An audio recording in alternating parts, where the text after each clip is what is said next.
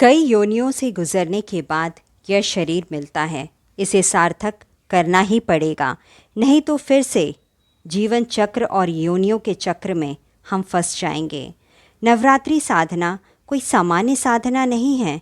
यह असामान्य समय में की जाने वाली असामान्य साधना है, और इस समय में यदि हम असामान्य पुरुषार्थ करें तो उससे जो ऊर्जा प्राप्त होती है वह भी असाधारण होती है।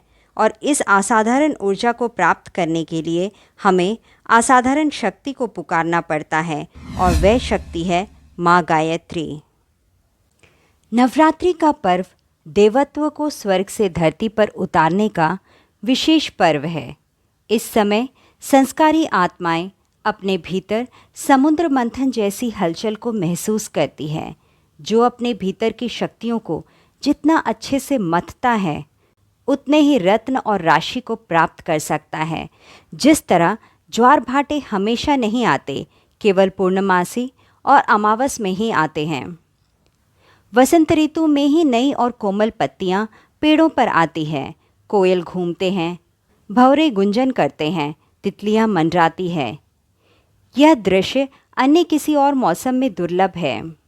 वर्षा ऋतु में ही मोर नाचते हैं, मेंढक टरटराते हैं। हर ऋतु की अपनी विशेषताएं होती हैं, अपना महत्व होता है। ठीक वैसे ही नवरात्रि के इन 9 दिनों की अपनी महिमा है। इस समय चारों ओर दिव्य अनुदान बरसता है। यदि कोई भी व्यक्ति सतर्कता बढ़ाते हुए प्रयत्नरत रहे तो वह नवरात्रि के इस शुभ अवसर पर अधिक से अधिक लाभ उठा सकता है। नवरात्रि वरदानों की अधिष्ठात्री कही जाती है। सर्दी और गर्मी दोनों ही प्रधान ऋतुएं हैं। इनके मिलन को संधि कहा जाता है। ठीक वैसे ही जैसे रात्रि और दिन के मिलन को भी संधि कहा जाता है। संधि सदा ही मार्मिक होती है। शरीर में जो हड्डियों का ढांचा है उसको भी संधि ही कहा जाता है।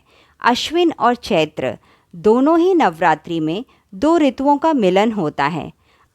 आयुर्वेद की दृष्टि से भी यह समय पंचकर्म के लिए सबसे अच्छा माना जाता है। इस समय जो भी संस्कार जागृत होते हैं उसका असर पूरे साल रहता है। ये तो हुई नवरात्रि पर्व की महिमा।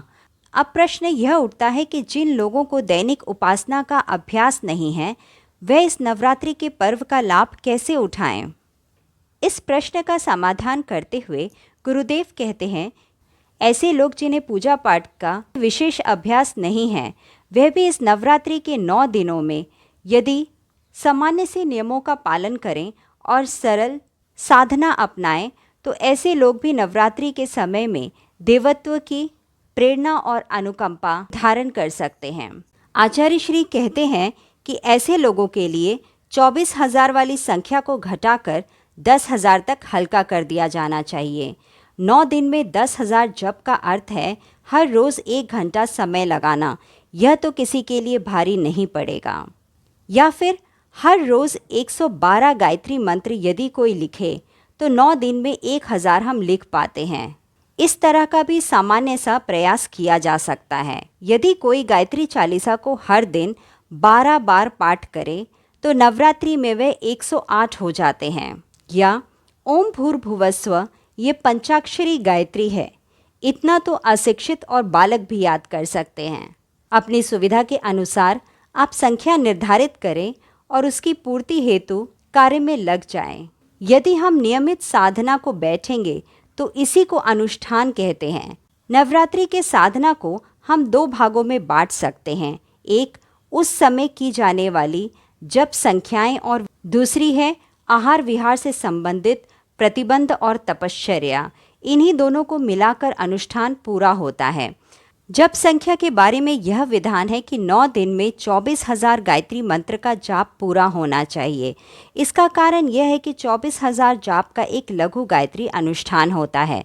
प्रतिदिन यदि 27 माला की जाए तो 9 दिन में 240 मालाएं या 24,000 मंत्र जाप पूरा होगा। मालाओं में यूँ तो 108 दाने होते हैं, लेकिन 8 अशुद्ध उच्चारण अथवा भूल चूक के कारण उसकी गिनती नहीं होती है। इसमें संख्या का विधान है, इसीलिए माला का प्रयोग अनिवार्य हो जाता है। अन्यथा गणना करने में मुश्किल होगी।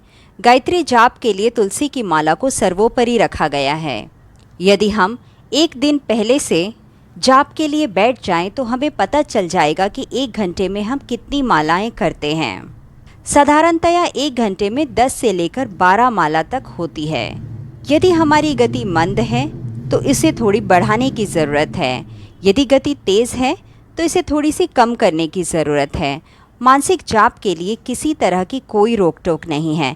आप किसी भी समय और स्थिति में जाप कर सकते हैं। यदि किसी कारणवश किसी परिस्थिति में आप जाप की संख्या पूरी नहीं कर पाएँ तो ऐसी स्थिति में आप बाद में जाप की संख्या पूरी कर सकते हैं। उसमें 1 दिन और बढ़ा दीजिए। इसे एक उदाहरण की सहायता से समझते हैं। जैसे किसी व्यक्ति ने 4 दिन जाप किया, उसके बाद किसी काम के सिलसिले में उसे बाहर जाना पड़ गया, तो वापस आकर वह 5 दिन का जाप और उसमें 1 दिन जोड़कर कुल 6 दिन का जाप करेगा। यही नियम उन स्त्रियों पर भी लागू होता है जो इन 9 दिनों के बीच में मासिक धर्म आ जाने के कारण जाप पूरा नहीं कर पाती हैं। वह भी बाद में जाप पूरा करके उसमें 1 दिन अतिरिक्त जोड़ दें। अनुष्ठान के पालन में 2 महत्वपूर्ण नियम हैं, या ये कहें कि 2 विशेष नियम। एक है ब्रह्मचर्य और दूसरा है उपवास। इन 9 दिनों में ब्रह्मचर्य का पालन करना अनिवार्य है। अनुष्ठान केवल बाहरी शरीर से नहीं होता है बल्कि मन से भी होता है, इसलिए हमें मन को भी पवित्र रखने की आवश्यकता है। दूसरा अनिवार्य नियम है उपवास। संभव हो तो 9 दिन तक फल और दूध पर रहा जाए। ऐसे उपवास में कई बार कॉन्स्टिपेशन की शिकायत होती है। ऐसे समय में आप इसबगोल, एनिमा या त्रिफला का प्रयोग कर सकते हैं। 9 दिन तक फल और दूध पर रहने की बात सुनकर आप घबराइए नहीं। गुरुदेव ने इसको भी और सरल कर दिया है। जो लोग 9 दिन तक केवल फल और दूध पर रह नहीं सकते हैं, वो एक समय फलहार और एक समय अनाज पर रह सकते हैं, या फिर 2 समय दूध और फल और एक समय अनाज, या फिर केवल दूध के आहार पर भी रह सकते हैं। जो भी उपवास आपके लिए संभव हो, आपके शरीर के अनुकूल हो, उसी पर साधना आरंभ कर देनी चाहिए। जिसके लिए यह भी संभव नहीं हो पाए तो केवल आहार पर भी रह सकते हैं, पर कम से कम नमक और शक्कर छोड़ दें। व्रत का पालन करें। भोजन में बहुत सारी वस्तुएं ना लेकर केवल 2 ही वस्तुएं लें, जैसे रोटी दाल, या फिर रोटी सब्जी, या चावल दाल, या दलिया। इन खाद्य पदार्थों की संख्या थाली में 2 से अधिक ना रखें, और जो भी भोजन ले वह नमक और शक्कर से रहित हो। अब हम जानते हैं नवरात्रि अनुष्ठान के 3 सामान्य नियम। कोमल शैया का त्याग, अर्थात 9 दिन तक हमें तख्त पर सोना चाहिए या ज़मीन पर सोना चाहिए। बेड और पलंग को त्याग देना चाहिए।